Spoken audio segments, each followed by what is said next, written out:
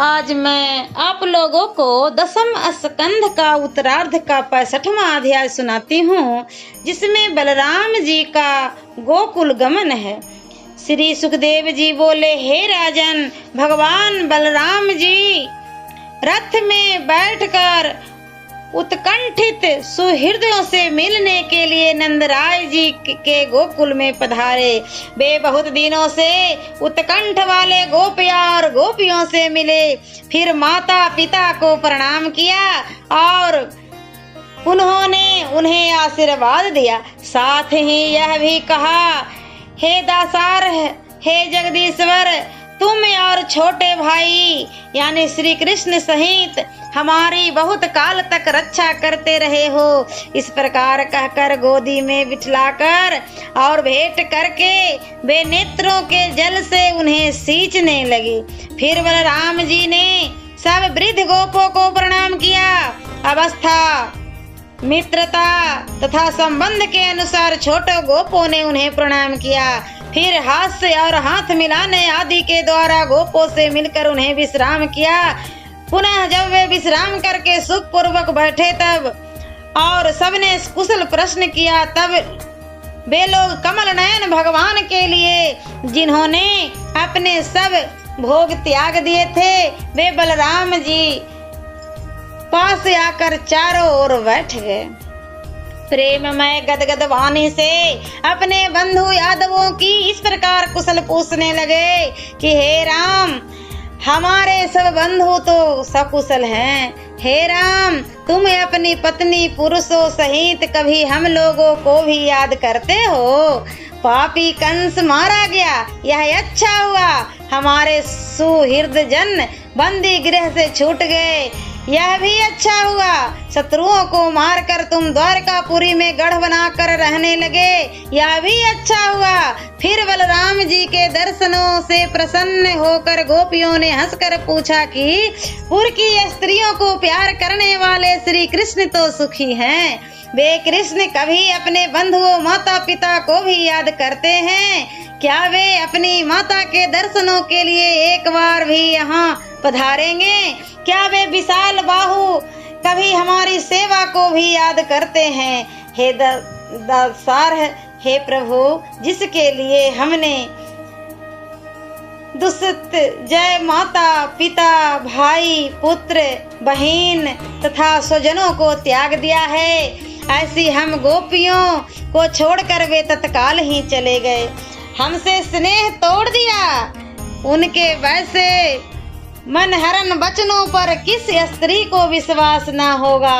हमको आश्चर्य होता है कि कीर्तिधन और अस्थिर चित्त वाले श्री कृष्ण के वचनों को द्वारका की चतुर स्त्रियां कैसे स्वीकार करती होंगी। पर हम यह मानती हैं, विचित्र बातें बनाने वाले श्री कृष्ण के सुंदर मंद हास्यमय कटाक्ष के कारण बढ़े हुए कामदेव से आतुर होकर वे उपकार करते होंगे। दूसरी गोपियों ने कहा, हे गोपियों, हमको उनकी बातों से क्या प्रयोजन है, कुछ और बातें करो। यदि अपना समय उनके बिना कट रहा है तो उनका समय भी हमारे बिना कटता है।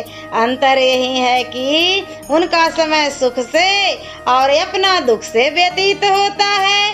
हे राजन, इस प्रकार भगवान के हास्य बातचीत सुंदर कटाक्ष गति प्रेम आलिंगन को स्मरण करती हुई गोपियां रोने लगती है।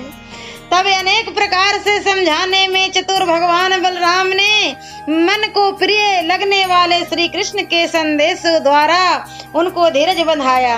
उस ब्रज में भगवान बलराम जी रात्रियों में गोपियों का आनंद देते हुए चैत्र वैशाख 2 महीनों तक रहे और पूर्णिमा की चंद्र किरणों से समुज्वल वायु से सेवित यमुना जी के उपवन में उन्होंने स्त्री वृंद के साथ लेकर रमन किया।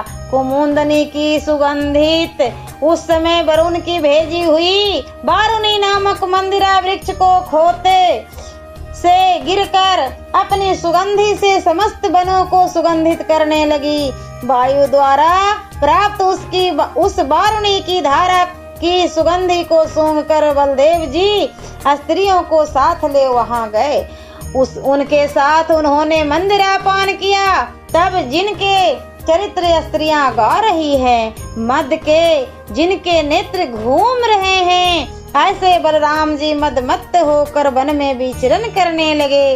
वैजंती माला पहने, कुंडल धारण किए हुए, मदमत्त पसीने के बिंदु रूप हिम कर्ण से शोभायमान मंदहास में मुख कमल धारण किए हुए समर्थ बलदेव जी ने जल क्रीड़ा के लिए यमुना जी को अपने पास बुलाया। पर मदमत्त समझकर उनके वचनों को तिरस्कार कर यमुना जी वहां न आई।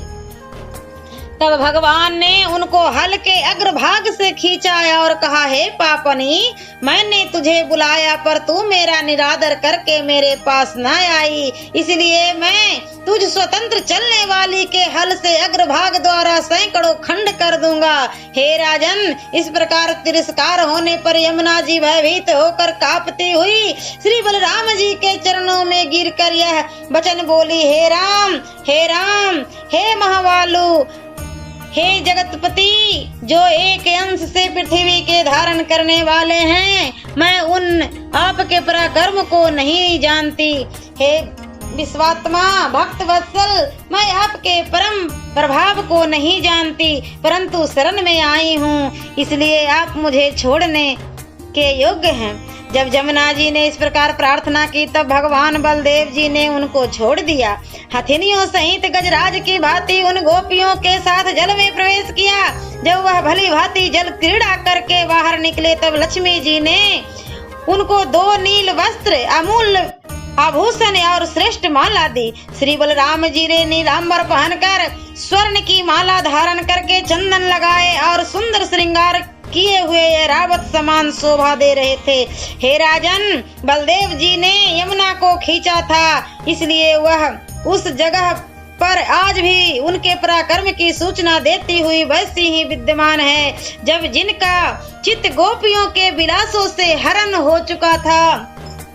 उन बलदेव जी को इस प्रकार क्रीड़ा करते करते समस्त रातें एक रात की भांति बीत गई। ओम नमो भगवते वासुदेवाय नमः। दसम स्कंद का उत्तरार्ध का 66वां अध्याय मैं अगले वीडियो में सुनाती हूँ।